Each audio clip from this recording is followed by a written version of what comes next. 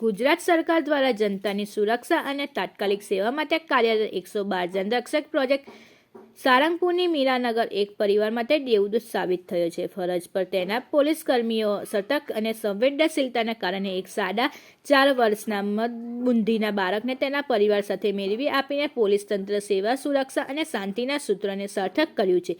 આ ઘટનામાં 112 જનરક્ષક વાહનો અને કોન્સ્ટેબલ જગદીશસિંહ, રણજીતસિંહ અને ડ્રાઈવર નરેન્દ્ર વિક્રમ બારિયાની ભૂમિકા મહત્વપૂર્ણ રહી છે. બનાવની વિગતો અનુસાર લક્ષ્મણનગર સોનલ સોસાયટીમાં રહેતા અમિતભાઈ સારંગભાઈ સાડા 4 વર્ષનો પુત્ર છે. માનસિક રીતે અસ્વસ્થ હોવાથી પોતાની ઓળખ આપવામાં અસમર્થ હતો. તે અચાનક ઘરથી દૂર નીકળી જઈ રસ્તો ભટકી ગયો હતો. આ અજાણ્યા અને ગભરાયેલા બાળક પર પેટ્રોલિંગમાં રહેલા હેડ કોન્સ્ટેબલ અને જગદીશસિંહ અને ડ્રાઈવર નરેન્દ્રભાઈની નજર પડી હતી. બાળકની મન સ્થિતિ પારખી ગયેલા આ જવાનોએ તેમને પ્રેમપૂર્વક સ્વાચી તેની સુરક્ષા સુનિશ્ચિત કરી હતી. ત્યારબાદ કોઈ પણ વિલંબ વગર આસપાસના વિસ્તારમાં સંઘર્ષ તપાસ શરૂ કરી સોશિયલ મીડિયા અને સ્થાનિક નેટવર્કનો ઉપયોગ કરીને બાળકના માતા પિતાની શોધખોળ આદરી હતી.